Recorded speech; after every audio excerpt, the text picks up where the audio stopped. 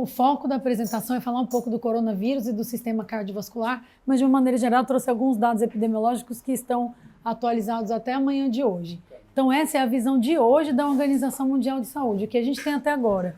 Até segunda-feira a gente tinha 109 países afetados, nós já temos agora 123. São 132.567 casos, com 4.947 mortes e com 123 países, ou seja, nós temos mais de 2/3 dos países já afetados no mundo todo. A China hoje tem 80.981 casos. Pode passar o próximo. Lembrar que em janeiro, 6 de janeiro, há menos de 2 meses e pouco atrás, o Brasil sabia que tinha uma misteriosa pneumonia na China que já tinha afetado 59 pessoas. Era isso que a gente sabia. Os primeiros casos datam de dezembro. Pode passar. Agora, 2 meses depois, a gente já tem um retrato, pelo menos, da evolução dos sobreviventes e dos não sobreviventes. Então, esse estudo foi publicado essa semana, no dia 9, no Lancet, de 191 pacientes da China que foram internados, dos quais 137 pacientes, que essa primeira figura, tiveram alta e 28% dos pacientes morreram no hospital. Qual foi a diferença entre os pacientes? Do ponto de vista clínico, febre, tosse, dispneia, não há diferença. Apresentação clínica, tanto do paciente que evolui para óbito quanto do sobrevivente, é a mesma. O que foi diferente foi a evolução durante a internação.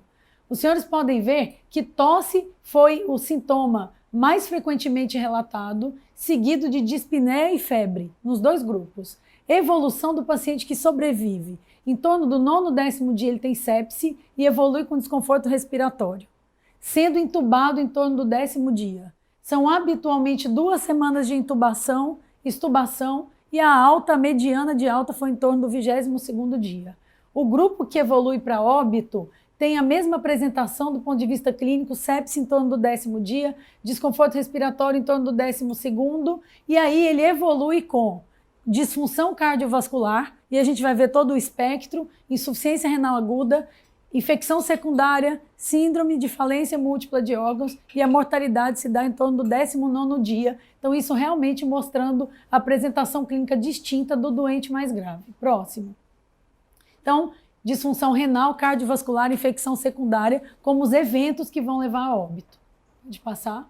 Interessantemente, já tem um perfil de biomarcadores, já há apresentação clínica que vão diferenciar os 2 grupos. Os pacientes que evoluíram para óbito tiveram uma associação ainda não independente com idade elevada. Então, os pacientes que faleceram tinham idade acima de 51 anos, com níveis elevados de dedímero, com uma frequência aumentada de linfopenia presente em 83% dos doentes que evoluíram para óbito, com aumento da liberação de interleucina 6, ferritina, DHL e troponina. E o único fator independente foi o dedímero. Então, na regressão logística, o dedímero fica, e o dedímero acima de 1.000 microgramas por decilitro, ou 1 micrograma por litro, foi associado a 18 vezes um aumento da chance de óbito. Então, são biomarcadores que hoje, na prática clínica, o doente internado, vale a pena estar fazendo parte aí do rol de análise, porque ali você já diferenciaria o doente mais grave do doente com a menor chance de evoluir para óbito. Próximo. Esse também é um estudo que foi publicado no dia 3 de março, uma outra casuística, também da China, mostrando que os óbitos acontecem acima de 51 anos de idade, ou seja, aqui em laranja os pacientes que morreram, essa proporção realmente aumenta de uma maneira significante acima dos 51 anos de idade. Próximo. Os óbitos acontecem em torno de 12 a 24 dias. Então, a frequência maior de óbito é a partir da 2ª semana. Próximo.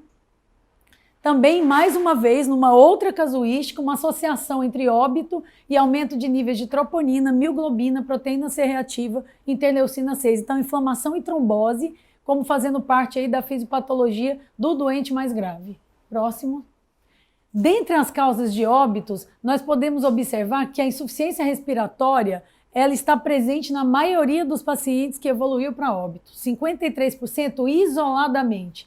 33% é o paciente que tem insuficiência respiratória mais algum tipo de comprometimento cardiovascular. 7% só comprometimento cardiovascular e 7% eles não tinham os dados. Dentre o comprometimento cardiovascular, os mais frequentes são arritmias, presentes em 16%, a maioria supraventricular, isquemia miocárdica em todo o seu espectro, desde lesão miocárdica isolada até síndrome coronária aguda e miocardite em torno de 7,2% dos casos. Pode passar? Esse é um estudo que saiu hoje, que eu até coloquei no grupo, eu acabei de colocar esse slide aqui.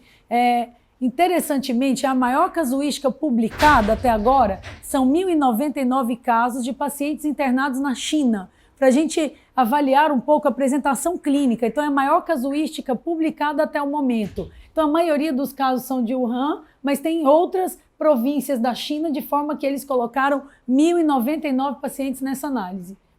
Pode passar?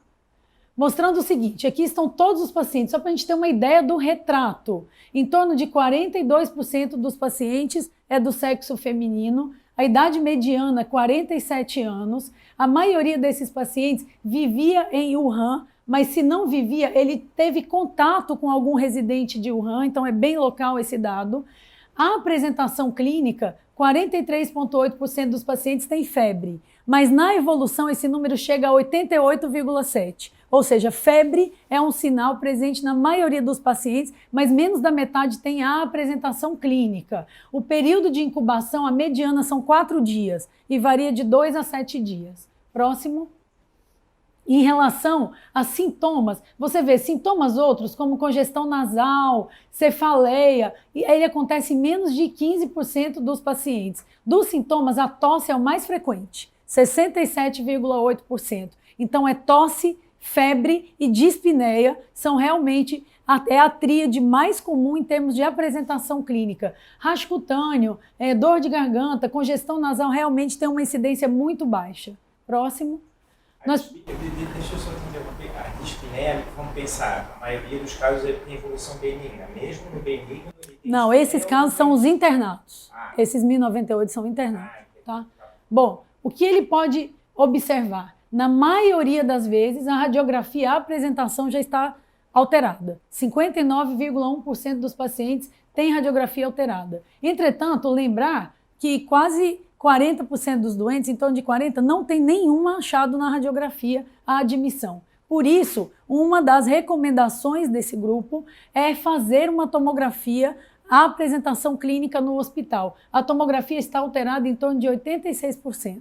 E mais uma vez, do ponto de vista laboratorial, o leuco é abaixo de 5.000, mediana. A gente tem linfopenia presente em 83% dos casos, próximo. Plaqueta em torno de 150 mil, então não tem plaquetopenia na maioria dos doentes. Anemia não foi um dado significante. Proteína C reativa habitualmente está elevada. Procalcitonina alterada foi só em 5,5%, DHL alterado em 41% e D-dímero alterado em 46%. Ou seja, são provas de atividade inflamatória, nada muito específico, mas em algumas situações eles são marcadores de gravidade.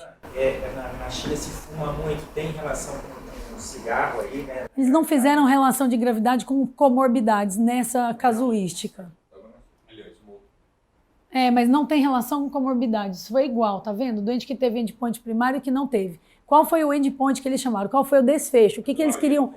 O que eles queriam estudar nessa casuística? Além de descrever quem teve o desfecho ruim. Desfecho ruim foi morrer, ou ir para a UTI, ou ser entubado. E esse desfecho ruim aconteceu em 5,6% dos pacientes. Próximo. Uma baita de uma reação inflamatória. Como a baixa reação inflamatória. Então, proteína C reativa, febre, é realmente o que chama atenção. Em relação à evolução, você vê, são pacientes internados, mas a evolução não foi tão ruim.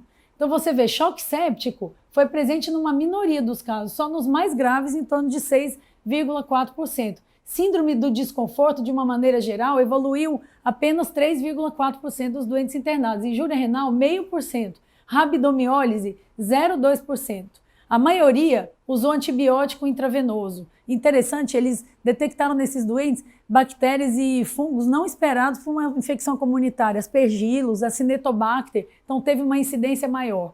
Necessidade de ventilação invasiva foi em torno de 2,3%. Acho que isso é um dado importante para a gente fazer previsões, não é? Porque é uma casuística grande. ECMO, apenas em 0,5%. Terapia de substituição renal, 0,8%. E podemos observar que a hospitalização desse grupo foi em torno de 94%, ou seja, é uma casuística de pacientes internados.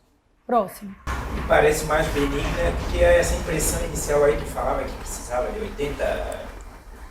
Sim, quando eles caracterizam aquela primeira casuística de 191 casos, 28% morreu. Então depende muito de que tipo de doente eles estão descrevendo. Aqui é de uma maneira geral, de todos os 80 mil casos, são os 1.099 que eles conseguiram ter todos os dados. É por isso que esses doentes estão aqui. Tem uma amostra um pouco viciada, porque são os pacientes que tiveram todos os seus exames coletados e os dados clínicos analisados, e isso está lá na limitação do estudo. Esse também é um estudo de hoje, mostrando o seguinte: quem é o paciente que evolui bem e quem é o paciente que evolui mal. Então, é claro, o paciente chega, ele tem um raio-x alterado em 59% das vezes e tem uma tomo alterada em 87% das vezes. A tomo clássica é a tomografia que tem um infiltrado bibasal. Outro achado é a tomografia que tem um infiltrado periférico, poupando a região central. É isso que se vê mais em termos de achado anormal. E na segunda semana, você muitas vezes tem essa evolução de uma tomo que começou com infiltrado periférico e aí o paciente evolui com a síndrome do desconforto respiratório. É quando ele vai para frações inspiradas altas de oxigênio, e o que tem tanto se discutido, mas isso não está publicado, mas isso está em relatos e descrições, principalmente do grupo italiano, o que eles têm recomendado, mas isso não está escrito, é que esses pacientes, quando vêm com insuficiência respiratória, segunda semana, relação PO2-FiO2 baixa, é evitar a ventilação não invasiva e realmente ir para uma ventilação mecânica invasiva mais precoce. Tanto pela gravidade, que o paciente não vai responder, tanto pela possibilidade de disseminação ser muito maior na ventilação não invasiva. Então a recomendação é uma intubação mais precoce na síndrome do desconforto respiratório nesses pacientes. Existem alguns dados off-label que o grupo italiano tem colocado num site, que é o site GMBI, é um grupo italiano liderado pelo professor Cartalotto. Então, o que ele tem dito? A maioria dos doentes é recrutável nos primeiros dias,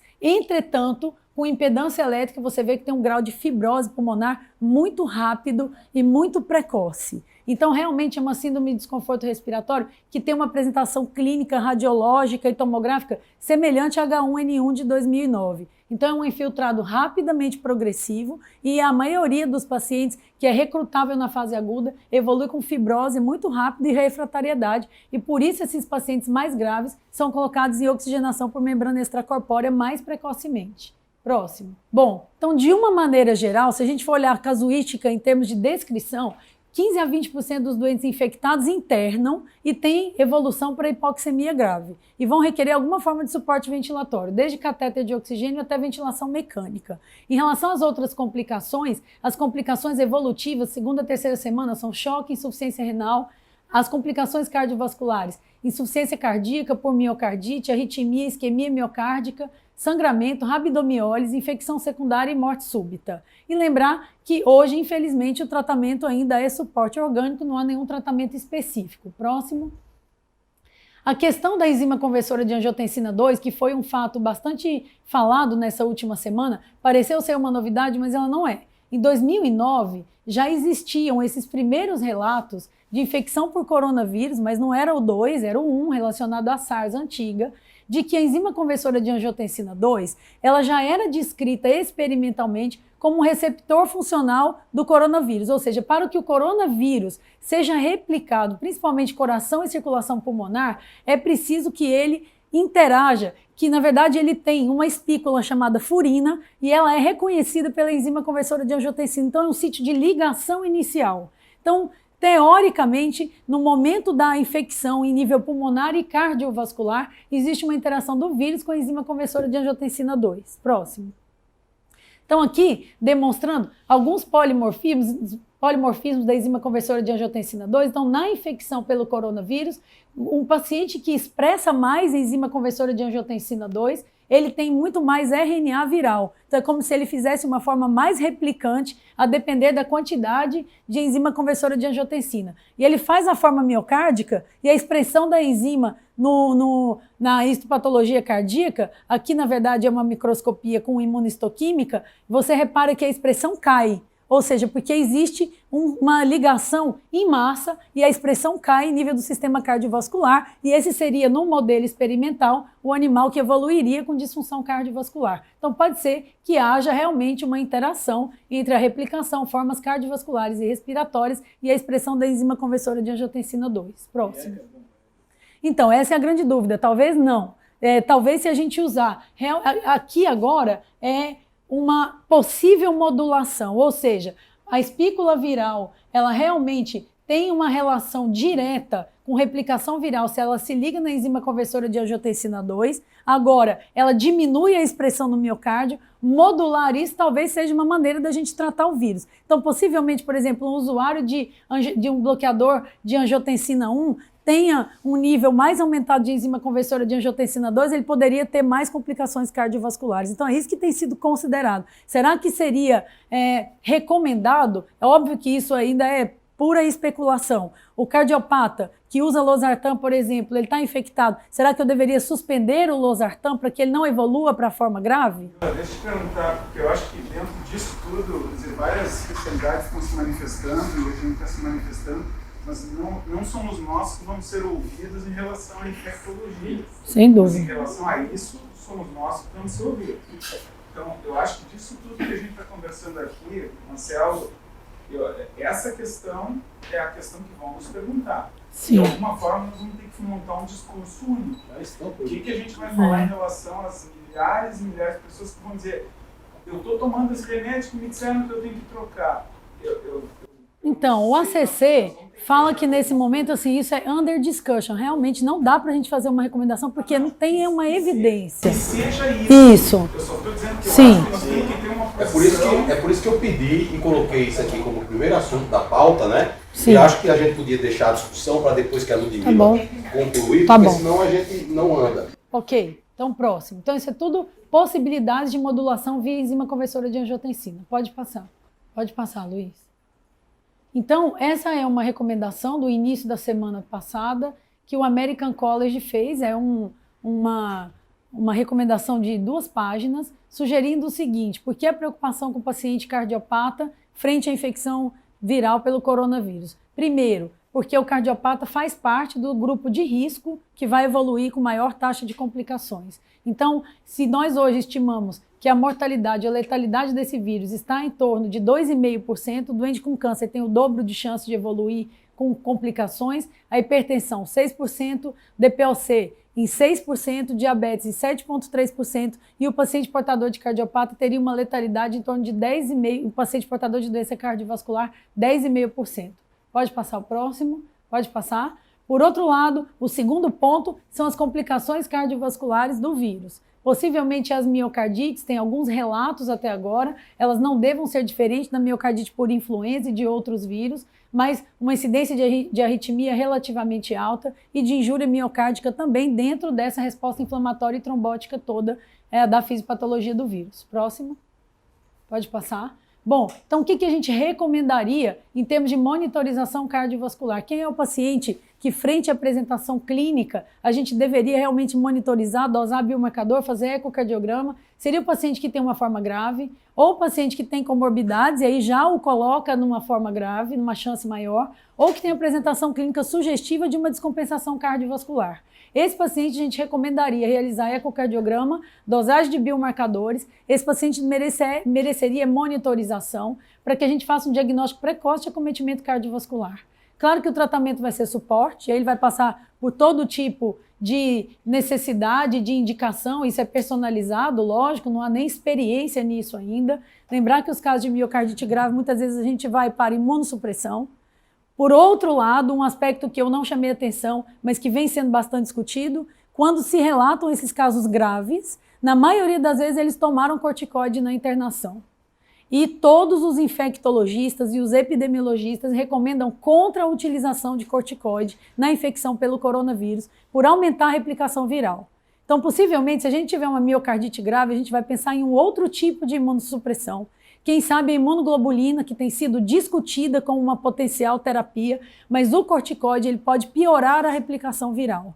Claro que, mais uma vez, não tem um dado para a gente ir lá e fazer uma recomendação definitiva, mas isso vem todas as descrições ao final. Olha, infelizmente, nessa casuística de síndrome de desconforto respiratório, a utilização de corticoide foi em torno de 40% a 50%, mas nós advogamos em favor de não utilizar corticoide frente a essa infecção viral, nem no doente sintomático, sibilante. Então, a ideia de toda a comunidade em termos de infectologia, epidemiologistas, virologistas, é não utilizar o corticosteroide. Então, pode ser que a gente esteja frente a um efeito inflamatório em nível miocárdico e a gente vai discutir risco-benefício da utilização ou não do corticosteroide. Lembrar que o time de cardiologia tem que estar pronto para fazer parte do suporte a esse paciente crítico. Próximo. Então, em conclusão, o coração é um importante órgão-alvo, a comorbidade cardiovascular aumenta o risco da doença, o vírus também pode afetar diretamente o sistema cardiovascular. Na primeira suspeita de doença cardiovascular, está indicada uma monitorização clínica, imagem e biomarcadores mais avançada. Possivelmente, a enzima conversora de angiotensina seja alvo da doença e, mais uma vez, relembrando a importância do cardiologista como parte do time multidisciplinar. Em relação ao tratamento antiviral, tem alguns estudos acontecendo no mundo, alguns já com lopinavir que foram negativos, um outro com o antiviral RNA baseado que está em Nebraska, incluindo pacientes e que eles esperam que em 2 meses a gente tenha algum resultado, que é o Rezemalvir, e realmente outras possibilidades não há. Hoje, o que nós sabemos é que a maioria desses doentes internados toma oseltamivir, até sair o resultado. Boa parte dos doentes com síndrome gripal e que evolui com inflamação sistêmica, a gente pensa que é coronavírus e é influenza. Então, muitos doentes na fase aguda, até ter o resultado dos exames, estão em uso de oseltamivir. A gente não deve dar corticosteroide. E a maioria dos pacientes internados vai utilizar antibiótico intravenoso, porque a infecção bacteriana é uma causa importante de mortalidade. Acho que é isso. Muito bom. Obrigado. Obrigada a vocês. Então, Obrigada.